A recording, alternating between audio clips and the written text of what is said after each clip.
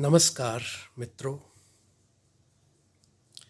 मेरा एक सीधा साधा सवाल है। क्या हमारी पृथ्वी रहने के लायक रह गई है या नहीं? ये सवाल मैंने इसलिए पूछा है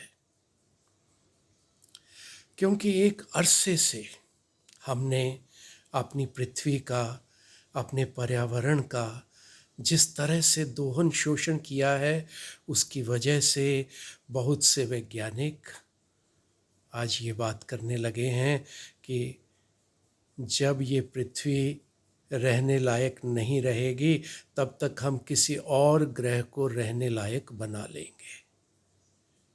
दौड़ शुरू हो गई है। कुछ लोग चंद्रमा पर जाकर बसने की तैयारी में हैं, कुछ लोग मंगल की ओर रुख कर रहे हैं। मैं पूछना चाहता हूं कि क्या हम अपनी ही पृथ्वी को रहने लायक नहीं बना सकते? वह क्या ज्यादा जरूरी नहीं है? जिस सुंदर पृथ्वी को हमें प्रकृति ने एक वरदान की तरह दिया है, उसे हमने एक अभिशाप में बदलना क्यों शुरू कर दिया है? जब मेरे मन में ये सवाल पैदा हुआ तो मैंने अचानक अपनी विरासत की ओर देखना शुरू किया। हमारी संस्कृति के जो महान मेधावी पुरुष थे, उन्होंने सदियों पहले कुछ बातें देखी थीं, समझी थीं और उन्हें अनेक तरह की धारणाओं की शक्ल दी थी।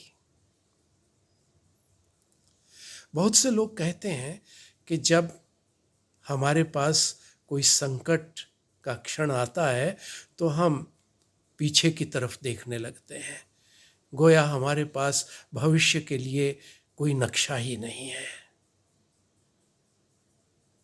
मित्रों, यह पीछे की ओर देखने का, पुनरुत्थान का सवाल उतना नहीं है जितना इस बात को समझने का कि आज हम जहाँ पहुँच गए हैं उसके लिए दरअसल जिम्मेवार कौन है।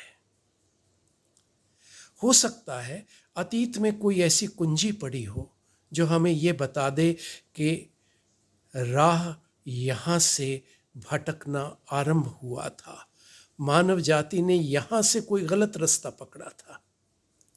जैसे ही हम इस ख्याल से जुड़ते हैं और ये समझ हमारे भीतर उतरनी शुरू होती है कि शायद हमने कहीं से कोई गलत रास्ता पकड़ लिया होगा, इसलिए मंजिल हमारी हमसे लगातार दूर होती चली गई, तो हम क्या करते हैं? हम थोड़ा रुकते हैं, रुक कर पीछे की ओर जाते हैं, देखने की कोशिश करते हैं कि कहाँ से रास्ता भटके थे और फिर सही दिशा पकड़कर दोबारा ये प्रयास करने लगते हैं कि अब की दफ़ा हम विकास का जो रूप ग्रहण करेंगे, अब की दफ़ा विकास का जो नया मॉडल चुनेंगे, अब की दफ़ा जो विकास का नया विकल्प तैयार करेंगे, वो पहले जैसा विनाशकारी नहीं होगा। विनाश की जो स्थिति है वो आपके सामने है।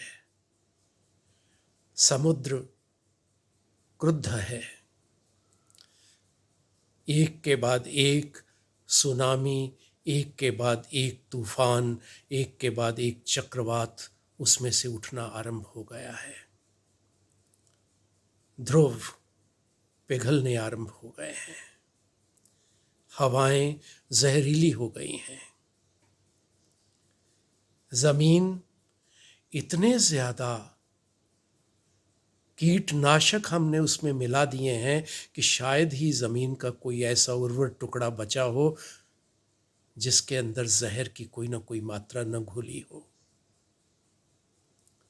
लेकिन जितना ही हम कीटों का विनाश करते हैं, कीट उससे भी ज़्यादा तीव्र गति से शक्ल बदलकर हम पर हमला करने के लिए उतारू हो जाते हैं। हम जितनी दवाएं तैयार करते हैं, उन सब का तोड़ ढूंढते हुए कोई वायरस अचानक प्रकट होते हैं और हमारी सारी तैयारियां जैसे धरी धराई रह जाती हैं। ये सब क्या हो रहा है? हुआ ये है कि हमने विकास का जो रास्ता पकड़ा, वो रास्ता प्रकृति के साथ मैत्री का रास्ता नहीं था। हमने प्रकृति को चुनौती दे करके अपने विकास के रास्ते को खोलने की कोशिश की थी। आप प्रकृति के बराबर होना चाहते हैं तो प्रकृति दिखा देती है कि भाई ये बराबरी संभव नहीं है। संभव इसलिए नहीं क्योंकि ये जो मनुष्य नामक प्राणी है वह भी तो प्रकृति की ही उपज है। हम किसकी संतान हैं? एक वेद वाक्य है, माता पृथ्वी पुत्रो अहम पृथिव्या। पृथ्वी माता है, हम पृथ्वी की संतान हैं। लेकिन हमने तो ये रिश्ता तोड़ दिया। हमने अपनी माँ का इतना दोहन शोषण किया कि अब उसकी उर्वरता लेश मात्र बची है और हम किसी दूसरी माता की तलाश करने के लिए तैयारियां करना आरंभ करना चाहते हैं। ये कैसी स्थिति है? अपनी माँ को हमने निर्वासन की स्थिति में डालना शुरू कर दिया है और स्वयं बेगाने होकर दूसरी माँओं की तलाश में निकल पड़े हैं। ऐसी स्थिति में अगर परंपरा, संस्कृति और विरासत हमारी कुछ मदद कर सके तो हमें उसकी तरफ देखने में संकोच नहीं करना चाहिए। और ये बात मुझे इसलिए समझ में आई कि जिसे हम भारतीय सांस्कृतिक परंपरा कहते हैं, आजकल उसके लिए सनातन धर्म शब्द बहुत प्रचलन में है। हालांकि ये शब्द बहुत बाद में आया और उसमें सनातन क्या है क्या नहीं है इसके ऊपर बहुत बात हो सकती है, लेकिन मैं उस ओर न जाता हुआ सीधे इस बात पर आना चाहता हूँ कि हमारे यहाँ एक दृष्टिकोण ऐसा पैदा हुआ था किसी समय जब हमने प्रकृति से मैत्री करते हुए विकास के रास्ते खोलने की कोशिश की थी। तो वो जो प्रकृति से मित्रवत व्यवहार करने वाला मनुष्य था, उसकी कुछ अंतर्दृष्टियां हैं, उसकी कुछ सूझबूझ है, उसने कुछ चीज़ें तय की थी और वो जो चीज़ें तय की थीं उसने इस पृथ्वी को रहने लायक बनाया था। तो क्या हमारा उस ओर लौटना पुनरुत्थान ही कहलाएगा? क्या हमारा उस ओर लौटना केवल पीछे की ओर भूतकाल में लौटना ही होगा? ये भविष्य को नज़रअंदाज करना नहीं है, बल्कि अतीत में इस तरह से लौटना है कि हम भविष्य के लिए एक नया नक्शा बना सकें। तो आइए एक यात्रा ऐसी शुरू करें कि हम पीछे की ओर इस तरह रुख करें कि हमें एक नए भविष्य की तैयारी करनी है। मैं यहाँ एक बात और ये कहना ज़रूरी समझता हूँ कि इस वक्त हम जब अतीत की ओर देखना चाहते हैं या जो लोग भी संस्कृति की बात करते हैं तो वो हमें संस्कृति में न लौटाकर संस्कृति की पूजा करने के रास्ते पर डाल देते हैं। ये बड़ा अजीब मामला है। संस्कृति हमें कुछ समझाना चाहती है, हमें कोई रास्ता दिखाना चाहती है और हम उसके दिखाए हुए रास्ते की तरफ देखने की बजाय उसकी पूजा करने बैठ जाते हैं कि भाई तुम्हारे पास तो रास्ता पड़ा है, लेकिन हमें रास्ते से मतलब नहीं है, हम तो तुम्हारी पूजा करके संतुष्ट हैं। तो मैं इस बात के विरोध में खड़ा होकर उस रास्ते को खोलना चाहता हूं जिसे हम ज्ञान का रास्ता कहते हैं। भक्ति और पूजा पाठ का अपना एक महत्व हो सकता है, मैं उसके बहुत पक्ष में इसलिए नहीं होता हूँ क्योंकि वह कई दफ़ा उसके पीछे छिपे हुए ज्ञान पर पर्दा डालता है। तो आइए थोड़ा अपने भक्ति भाव को, पूजा भाव को एक तरफ रखते हुए अपने ज्ञान के स्रोतों में जाते हैं। मुझे याद आया कि जिसे हम सनातन धर्म कहते हैं, उसमें 33 कोटि देवताओं की पूजा का विधान है। दरअसल वो पूजा का विधान नहीं था। आरंभ में बात ये थी कि 33 कोटि देवताओं के साथ मिलकर हम यज्ञ कैसे करें, इसके लिए एक रास्ता खोजा गया था। अब यज्ञ का भी बड़ा एक अलग मतलब था। यज्ञ माने अग्नि में हम कुछ सामग्री डालते थे, उसके माध्यम से कुछ चीज़ों को रूपांतरित करते हुए उसको एक नई शक्ल देते थे, तो इसे यज्ञ कहा जाता था। इसीलिए आपने देखा होगा, अगर आप अपनी पुरातन सांस्कृतिक आख्यानों को पढ़ें तो उसमें अक्सर ये बात कही जाती है कि फलां व्यक्ति ने यह यज्ञ किया और उस यज्ञ के कारण एक अद्भुत चीज़ प्रकट हुई, जो कि उस समय की स्थितियों के मुताबिक उस समय मौजूद समस्याओं का हल करने के लिए एक बहुत माकूल चीज़ थी, एक अद्भुत चीज़ थी। तो इस तरह की चीज़ें खोजी जाती थी उस समय। यज्ञ का मतलब था उन चीज़ों का आविष्कार करना, उन चीज़ों को खोजना अनेक सामग्रियों की मदद से और अग्नि की मदद से, उसमें तपा करके ऐसी चीज़ें तैयार करना जो हमारी समस्याओं के भीतर से हमें निकाल सकें। तो वो एक रास्ता था और 33 कोटि देवता, उनको बुलाया जाता था, उनकी मदद ली जाती थी और ये कहा जाता था कि भाई हमें मनोइच्छित वस्तुएं प्रदान करने में अपनी सहायता कीजिए। अग्नि को देवताओं का दूत कहा गया। वो इसलिए कहा गया क्योंकि अग्नि के माध्यम से हम उन देवताओं की उन सृजनशील ताकतों का इस्तेमाल करने लायक हो सकते थे। तो ये एक आपसदारी थी। यज्ञ करना प्रकृति के साथ एक आपसदारी में रहना था। आपसदारी में रहना इसलिए क्योंकि ये तय कर दिया गया था कि जिसे हम प्रकृति कहते हैं, वो वास्तव में देवी और देवताओं का घर है। तो ये जो देवी देवताओं का घर है, इस रूप में प्रकृति को देखते हुए हम अग्नि को उन देवी देवताओं से संवाद करने के लिए आहूत करते थे, उनको बुलाते थे और फिर अनेक देवी देवताओं को प्रकट करने की एक प्रक्रिया आरंभ करते थे। वो प्रकट करने की जो प्रक्रिया है उसका भी एक ख़ास अर्थ था। वो अर्थ ये पूजा विधान और कर्मकांड वाले आपको शायद नहीं बताना चाहेंगे, क्योंकि उसका संबंध तो ज्ञान की उन गहन परंपराओं से है जिसके लिए शास्त्रों के एक अलग तरह के अध्ययन की, एक जिज्ञासु की तरह अध्ययन करने की ज़रूरत पड़ती है। तो भक्ति भाव से, श्रद्धा भाव से उस ओर न उतरते हुए अगर हम जिज्ञासु के भाव से जाएंगे और उनसे कहेंगे कि भाई आपके भीतर जो रहस्य छिपे हैं उन रहस्यों को हमारे प्रति प्रकट करो, तो वो जिन्हें हम देवता कहते हैं वो अपने रहस्यों को प्रकट करना आरंभ कर देते हैं। क्योंकि देवता और कुछ नहीं है, हम इसी प्रकृति के विविध रूपों का वो एक प्रतीक रूप हैं। ये जो प्रकृति है, इसके अलग अलग पक्षों को निर्धारित किया गया, उन्हें कुछ प्रतीक रूप दिए गए, उन्हें मनुष्य का रूप प्रदान कर दिया गया और उन्हें देवता कह दिया गया।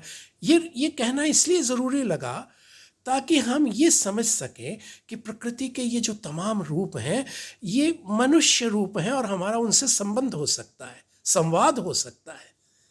अब मनुष्य का मनुष्य से ही संवाद होगा और किसी के साथ संवाद के लिए गुंजाइश कितनी होती है। आप बाकी प्राणियों को देख लें, जब आप उनसे बात करना आरंभ करते हैं तो उनकी भाषा पे इतने शोध हुए हैं, हम अनुमान ही लगाते हैं कि वो प्राणी क्या बोलते हैं, क्या नहीं बोलते हैं और उनका अर्थ क्या हो सकता है, क्या नहीं हो सकता है। परंतु स्पष्ट रूप में हम इस पृथ्वी के प्राणियों की भाषा ही ठीक से नहीं समझ पा रहे हैं, तो प्रकृति की भाषा समझने के लिए तो और गहराई में जाने की ज़रूरत पड़ेगी। जिसकी भाषा हमारे सामने सीधे सीधे स्पष्ट नहीं है, उसके लिए तो फिर उन कूटों में जाना पड़ेगा, उन रहस्यों में जाना पड़ेगा जिसकी बाबत हमारे मंत्र, हमारी ऋचाएँ और हमारे जो ऋषि लोगों के द्वारा किए गए शोध हैं वो हमारी मदद कर सकते हैं। तो मैंने उस दृष्टि से अपने देवी देवताओं को खोजना शुरू किया, ताकि मौजूदा दौर में हमारी पृथ्वी पर, हमारे मनुष्य पर और हमारे पर्यावरण पर जो संकट है, उसके संबंध में हम अपने देवी देवताओं की इस प्रतीक स्थिति से कुछ फायदा उठा सकें। और ये संभव है। और मैंने ये पाया कि ये तो एकदम सीधा साधा मामला था। जब मैं 33 कोटि देवताओं की गहराई में उतरा तो मैंने पाया कि बृहदारण्य के उपनिषद में पहली दफ़ा याज्ञवल्क्य इन 33 कोटि देवताओं की कोटियाँ बनाते हैं। 33 कोटि का मतलब 33 करोड़ न होकर के 33 प्रकार के देवता हैं। अब ये जो 33 प्रकार के देवता, 33 कोटियां हैं जो देवताओं की, उनके भीतर थोड़ा गहराई में ही उतरते हुए चीज़ें स्पष्ट होनी आरंभ हो गई। ये जो 33 कोटि देवता थे, उसके अंदर इनकी 3 कोटियां, मुख्य कोटियां 3 हैं। वसु हैं, रुद्र हैं और आदित्य हैं। जो वसु हैं वो 8 हैं, रुद्र हैं वो 11 हैं, आदित्य हैं वो 12 है, और 2 इनके अधिपति यानी इनसे काम लेने वाले मुख्य देवता हैं। तो कुल मिलाकर के 33 कोटि हो जाते हैं। अब ये जो 33 कोटि हैं, इसके अंदर पहली ही कोटि आप देखें, वसु। वसु माने जिनकी मदद से ये पृथ्वी बसने के लायक होती है, जिसमें हम निवास करते हैं। मैंने अपने आज के इस संवाद का आरंभ इस प्रश्न से किया था कि क्या आज की स्थितियां इतनी खराब हो गई हैं कि ये पृथ्वी अब हमारे निवास के लायक नहीं रही। तो मेरा ध्यान गया वसुओं की तरफ। हमने 8 वसु खोजे थे, जिनकी वजह से ये पृथ्वी बसने लायक, निवास करने लायक होती। ये वसु का अर्थ है। वसु का और कोई दूसरा अर्थ नहीं है। और मैंने ये पाया कि वसु ही जो है वे इस पृथ्वी के ही देवता हैं और किसी चीज़ के नहीं हैं। पृथ्वी का एक नाम वसुधा है। आपने कभी गौर किया कि वसुधा का अर्थ क्या होता है? वसुधा का मतलब वसुओं को धारण करने वाली, यानी जिसको हम वसुधा कहते हैं। वसुधा माने पृथ्वी। ये जो पृथ्वी है वो पृथ्वी इसलिए है क्योंकि ये वसुओं को धारण करती है। तो बड़ा सीधा सीधा मामला हुआ। ऐसे ही रुद्र जो हैं वो हमारे मनुष्य की देह के देवता निकले। मनुष्य की देह का रुद्र से क्या संबंध है? आपको देखिएगा, मैं थोड़ा सा आपको एक संकेत छोड़ता हूँ। रुद्र का मतलब होता है रुलाने वाला। आप जीवन पे गौर करें। मनुष्य का जन्म होता है, किसी भी प्राणी का जन्म होता है, एक बच्चा पैदा होता है, तो पहली बात क्या होती है? बच्चा रोता है। जब देह से प्राण छूटते हैं तब क्या स्थिति होती है? लोग चीखते हैं, चिल्लाते हैं, हम मर रहे हैं।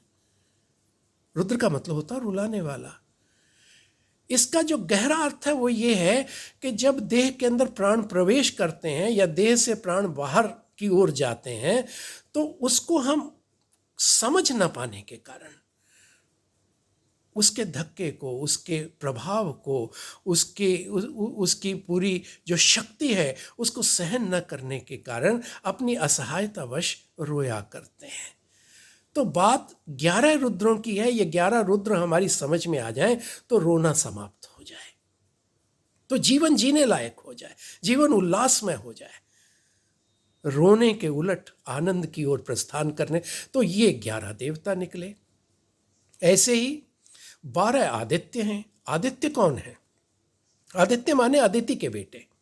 अदिति कौन है? प्रजापति की, यानी प्रजापति से 2 स्त्रियों का संबंध है, दिति का और अदिति का। दिति खंडन की देवी है, अदिति खंडन विरोधी यानी सृजन की देवी है। दिति के बेटे दैत्य कहलाते हैं, अदिति के बेटे देवता कहलाते हैं। सीधा सीधा मामला है। यानी पूरा का पूरा एक प्रतीक है कि इस पूरी सृष्टि के अंदर देखिए अराजकता फैली हुई थी। वेद के मंत्र बताते हैं, नासदीय सूक्त में आप चले जाएं, ना यहाँ पे जल था, ना यहाँ पे पहाड़ थे, ना यहाँ पर्वत थे, ना यहाँ आकाश था, ना कुछ दिखाई देता था, ना दृश्य था, ना अदृश्य था, ना अंधकार। यानी उस स्थिति की तरफ वो नासदीय सूक्त लेकर के जाता है और कहता है कि उस स्थिति को कोई जान नहीं पाता है कि वो स्थिति थी क्या। और उस स्थिति के भीतर से एक अराजक दृश्य अचानक पैदा होता है। सृष्टि की सारी ताकतें अचानक विस्फोट, जिसको महाविस्फोट कहते हैं, वो महाविस्फोट होता है। ये द्वितीय का विस्फोट है। और इसको जब एक क्रम मिलता है तो क्रम मिलता है, सृजन आरंभ होता है, तो अदिति का काम शुरू हो जाता है, तो सृजन होता है। तो ये आपसदारी है, इसका मतलब कोई विरोध नहीं है। मूल शक्तियां हैं, जिसको आप ब्लैक स्पॉट कहते हैं, वो दैत्य कह लीजिए, तो वो शक्तियां भीतर पड़ी हुई हैं। मूल शक्तियां तो वहाँ पे पड़ी हुई हैं। तो उन मूल शक्तियों के भीतर से सृजन होता है, ग्रह तारे बनते हैं, उनको कक्षाएं मिलती हैं, वो अपनी परिक्रमाएं करते हैं। परिक्रमाएं करते हुए ऐसी स्थितियां पैदा करते हैं ताकि कुछ ग्रहों पर जीवन संभव हो सके। तो जीवन पैदा होना और जीवन को आगे विकसित होने में मदद करना, ये आदित्यों का काम है। तो आदित्य देवता इस ब्रह्मांड के देवता हुए, या हमारे अगर करीबी देवताओं को देखना हो तो हमारे पर्यावरण के देवता भी आदित्य के देवता हैं, उनसे संबंध हो सकता है। तो कुल मिलाकर के ये पूरा एक सिस्टम बनाया गया था। ये पूरा सिस्टम क्या था कि हमारे पृथ्वी को धारण करने वाले देवताओं को देख लो और उनकी मदद से विकास का रास्ता निकालो। मनुष्य को समझ लो, रुद्रों को समझ लो, और आनंदित कैसे होगा मनुष्य, उसका रास्ता निकालो। और अपने पर्यावरण के साथ हमारा संवाद कैसे चले और हम दूर ग्रहों तक का संबंध, दूर ग्रहों तक से संबंध स्थापित करते हुए अपना काम कैसे चला सकें, उनके प्रभाव को मनोनुकूल कैसे कर सकें, इसके लिए आदित्यों के साथ संवाद की एक पद्धति निकाली गई। तो ये पूरी पद्धति है कि किस तरह से हम इस पूरी प्रकृति को अपने साथ ले चलते हुए अपने विकास के मार्ग को खोजेंगे। तो मुझे लगा कि इन वसुओं को तो हमें तुरंत पकड़ लेना चाहिए, समझ लेना चाहिए, और उनको अपने साथ लेकर के चलने के लिए अगर कोई रास्ता निकल आए तो आज के इस संवाद में मैं केवल वसुओं पर केंद्रित करता हूं और थोड़ी बातें आपसे करके इस बात को समाप्त करूंगा, क्योंकि बहुत लंबी बात हम यहाँ पे नहीं कर सकते हैं। तो वसु जो हैं उसके बारे में थोड़ा आपको संकेत करता हूँ। आपने ये बार बार सुना होगा आपने यहाँ कि हम 5 तत्वों से मिलकर बने हैं। 5 तत्व कौन से हैं? पृथ्वी, जल, अग्नि, वायु और आकाश। 5 तो यही वसु हो गए। उनके नाम थोड़े से अलग हैं, याज्ञवल्क्य ने जो नाम दिए हैं वो थोड़े अलग हैं। वो थोड़े अलग क्या हैं कि उन्होंने जैसे पृथ्वी है उसके लिए पृथ्वी शब्द इस्तेमाल न करके धर शब्द का इस्तेमाल कर दिया। जल के लिए जल शब्द का इस्तेमाल न करके आप शब्द का इस्तेमाल कर दिया। वायु को उन्होंने अनिल कह दिया। अग्नि को अग्नि ही कहा है उसके अंतर्गत। तो यानी थोड़ा शब्दों का हेर फेर है। आकाश के लिए उन्होंने प्रभास शब्द का इस्तेमाल कर दिया। तो ये थोड़े से शब्द भेद हैं, लेकिन देवता वही हैं। वही 5 तत्व हमारे, वो 5 वसु हैं। इन 5 तत्वों का हमें कैसे इस्तेमाल करना, इन 5 तत्वों के सहयोग से कैसे जीवन बिताना है, सबसे पहली बात तो यही। ये 5 तत्वों के सहयोग से कैसे बात आगे बढ़ेगी। आप देखिए, पृथ्वी के ऊपर अगर उसकी उर्वरता बनी रहेगी, पृथ्वी किसको धारण करती है? धरा देवता, यानी पृथ्वी की क्रस्ट, ऊपर का हिस्सा और उसके नीचे का हिस्सा। उसके ऊपर के हिस्से में उर्वरता बनानी पड़ेगी। तो जो लोग उर्वरता बनाते हैं, जैसे कृषक हैं हमारे, या जो वन विभाग के लोग हैं, वो मदद करते हैं ना इस जो पृथ्वी की क्रस्ट है उसको अच्छा बनाने में, उसको मनुष्य उपयोगी बनाने में। तो ये लोग सारे के सारे असल में पृथ्वी तत्व को मनुष्य के हित के अंदर इस्तेमाल करने की विधि बताते हैं। ऐसे ही भूगर्भ में जो खनिज पदार्थ हैं हमारे, उनका शोध करना और उनका मनुष्य के हित में इस्तेमाल करना, ये सब हमें करना है। लेकिन क्या हम पृथ्वी की ये जो क्रस्ट है, पृथ्वी के ऊपर का हिस्सा है और पृथ्वी के नीचे के संसाधन हैं, इनका इतना दोहन शोषण करने के लिए स्वतंत्र हो सकते हैं कि वो जहरीले हो जाएं और पृथ्वी के नीचे पड़ी हुई खनिज संपदा एक दिन समाप्त हो जाए और हम कहें कि अब तो सारी जो संपत्ति है, संपदा कुदरत ने हमें दी थी, वो तो अब नष्ट होने के कगार पर आ गई, अब क्या करें, अब कोई दूसरा रास्ता खोजें। तो ये तो तरीका ठीक नहीं हुआ। इसका अर्थ है हमने जो धरा देवी है और जो मूल देवी है पृथ्वी, जिसके जिसके हम असल में पुत्र हैं, हमने तो उसी का इतना शोषण कर लिया कि अब वो हमें दूध देने लायक नहीं रही, अब भोजन देने लायक नहीं रही, अब तो संसाधन देने लायक। तो ये जो एक तरीका हमने अपनाया है कि हम संसाधनों का इतना अधिक दोहन शोषण करते हैं और विकास की हमें इतनी ललक पड़ गई है, इतना स्वार्थमय विकास हमने उसका मार्ग जो है वो ग्रहण कर लिया है कि अब हमारे पास वापस लौटने के लिए रास्ता नहीं बचा। जिसको आप पूंजीवाद या उत्तर पूंजीवाद का विकास कर कहते हैं, उसने इन तमाम चीज़ों को इस हद तक, इस बेशर्मी से इनका दोहन शोषण किया है कि ये पृथ्वी अंततः रहने लायक अगर नहीं रही है तो उनके दोहन शोषण के कारण। तो क्या तरीका है? तरीका तो यही है कि इस पृथ्वी को उसकी उर्वरता लौटाई जाए और जो उसके नीचे मौजूद खनिज पदार्थ हैं उनकी संपदा का हम विवेकपूर्ण इस्तेमाल करें। सीधा सीधा तरीका है। ऐसे ही जल संसाधनों की बात है।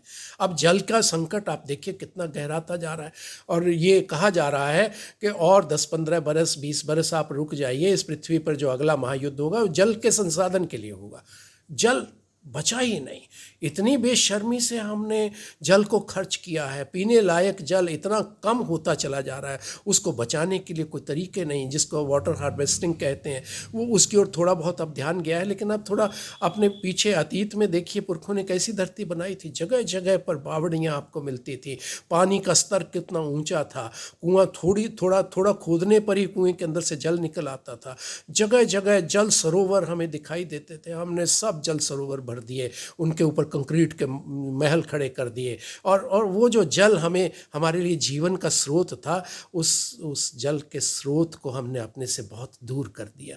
तो रास्ता वो दूसरा रास्ता ये पकड़ना पड़ेगा कि हमें अपने जल स्रोतों को बचाने की ओर, वाटर हार्वेस्टिंग की ओर, कुएं बावड़ियाँ, कुएं तो अब नहीं रहे, लेकिन हम छोटे छोटे सरोवर जगह जगह जहाँ उपलब्ध हो जगह, वहाँ पर उनके लिए जगह बनाएं और इस काम को यूं ग्रहण करें जैसे हम किसी देवी देवता की पूजा कर रहे हैं। पूजा से काम नहीं चलेगा। असल पूजा तो तब होगी जब हम अपने संसाधनों को इस रूप में बचाएंगे। ऐसे ही अग्नि यानी ऊर्जा, तो ऊर्जा के जितने स्रोत हैं उन स्रोतों के अंदर वृद्धि करनी पड़ेगी, चाहे वो सौर ऊर्जा हो, चाहे दूसरी ऊर्जा, जितनी चीज़ों से अग्नि पैदा होती है, चाहे वो आणविक ऊर्जा तक हो। जिस अग्नि के ये तमाम रूप हैं, अलग अलग रूप हैं, इनका इस्तेमाल करके ही कोई सभ्यता संस्कृति आगे बढ़ती है। अब ये जो सभ्यता का इतना विकास हुआ है, जितनी सभ्यताओं ने अतिरिक्त ऊर्जा पैदा की वो विकसित हो गई। तो अग्नि तो विकसित करती है, वो तो सबसे आगे बढ़ने लायक बनाती है। अग्नि का इस्तेमाल अगर हमने ठीक से नहीं किया, हमने तो अग्नि की केवल हवन यज्ञ किए हैं, उसकी पूजा की है, लेकिन उसका इस्तेमाल ढंग से करने का रास्ता हमने उसका परित्याग कर दिया है। तो वो रास्ता तो हमें खोजना पड़ेगा, इसके अलावा तो कोई चारा नहीं है। ऐसे ही वायु की बात है। अब ये जो वायु हमारे आसपास है वातावरण के अंदर, इसका हाल देख लीजिए आप। प्रदूषण का स्तर इतना अधिक गिर गया है कि हम विश्व के सबसे अधिक प्रदूषित राष्ट्रों की श्रेणी में आते चले जा रहे हैं। 5-10 ऊपर के जो सबसे ख़राब देश हैं वायु के प्रदूषण वाले, वो हमारे उनके अंदर हमारे देश के बहुत सारे महानगर शामिल हो गए हैं। सांस लेना कठिन हो रहा है, तकलीफ़ पैदा हो रही है, जगह जगह इतनी बीमारियां, और जो ये फेफड़ों की बीमारियां इतनी अधिक बढ़ रही हैं, इसके कारण धीरे धीरे जीवन भी समाप्त होगा। तो वसुओं की पूजा करके क्या होगा? वायु को शुद्ध कर ले, वसु तो अपने आप प्रसन्न होगा। अर्थ समझने की ज़रूरत है। ऐसे ही प्रभास देवता, जिसको आप आकाश तत्व कहते हैं, ये आकाश तत्व को कैसे बचाएंगे? वातावरण साफ होगा, सूर्य की किरणें सीधी धरती के ऊपर पहुंचेंगी, पराबैंगनी किरणों से हमारे भीतर विटामिन बनेंगे और तमाम चीज़ें संभव होंगी। ताप न कम होगा न ज़्यादा होगा। तो आकाश साफ आकाश देखे हुए वर्षों बीत जाते हैं, यानी ऐसे हालात पैदा हो गए। बहुत सारे लोग कह रहे हैं कि ये जो कोविड का संक्रमण आया, तो इसके कारण अब कई जगह पर बहुत दूर दूर के दृश्य दिखाई देने लगे, साफ आकाश। पहली दफ़ा नीला आकाश बहुत लोगों ने देखा बहुत वर्षों के बाद। तो ये क्या स्थिति है? हमने तो अपने इन मूल देवताओं को जैसे अपने से बहुत दूर करने के लिए इतना कुछ खोज लिया है कि अब इन देवताओं के साथ हमारा संवाद हो तो कैसे हो। वसुओं के अंदर ये 5 मूल देवता और 3 इन्हीं से जुड़े हुए। एक सोम है हमारे पास, तो सोम माने वो खाद्य पदार्थ जो सोम रस जैसा आनंद दें। एक प्रत्यूष है। प्रत्यूष का संबंध भी उषा के बाद की स्थिति यानी ताप के कम या ज़्यादा होने के साथ है। वातावरण कैसे हमारे अनुकूल होगा, वो प्रत्यूष देवी उसको आप कह सकते हैं। तो ये जो सब बातें हमारे सामने या ध्रुव देवता। अब ध्रुव के कई अर्थ हो सकते हैं। ध्रुव माने जो टले ना, 2 तो ध्रुव ही हैं हमारे पास। तो 2 ध्रुव जो हैं वो तो पिघलना आरंभ हो गए, तो ध्रुव देवता वो कहाँ गए? उसका तो हालत हमने खुद खराब कर दी है। वो करने को हम वसुओं के नाम पर 8 आहुतियाँ डाल देते हैं, लेकिन हम अपने ध्रुवों को बचाने के लिए क्या कर रहे हैं? इस पृथ्वी को बचाना क्या हमारी जिम्मेवारी नहीं है?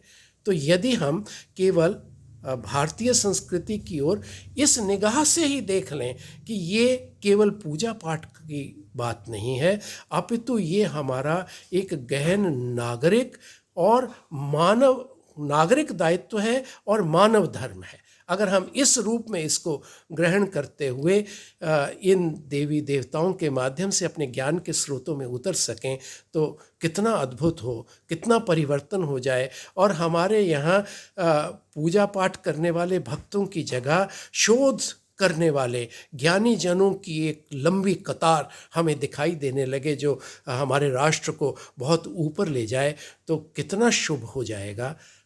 हालांकि ये बातें कहने में कई दफ़ा ऐसा लगता है कि मैं केवल एक व्याख्यान दे रहा हूँ, लेकिन यदि आप थोड़ा गहराई में विचार करेंगे तो बात व्याख्यान की नहीं, पीड़ा की हो जाएगी। उस मानवीय पीड़ा की जो मेरे भीतर अक्सर बेचैनी की तरह आती है कि हमने अपनी चीज़ों के अर्थ समझने क्यों बंद कर दिए हैं और क्यों पूजा पाठ हमारी अंधता का पर्याय हो गया। श्रद्धा होना तो सत्य को धारण करना होता है, लेकिन अंधश्रद्धा अंधता है जो विवेक को नष्ट करती है। इन दोनों के बीच में फ़र्क है। इस फ़र्क को समझते हुए यदि हम अपने स्रोतों की ओर जा सकें तो ये हम सब के लिए न केवल शुभ होगा, मंगलकारी भी होगा। धन्यवाद।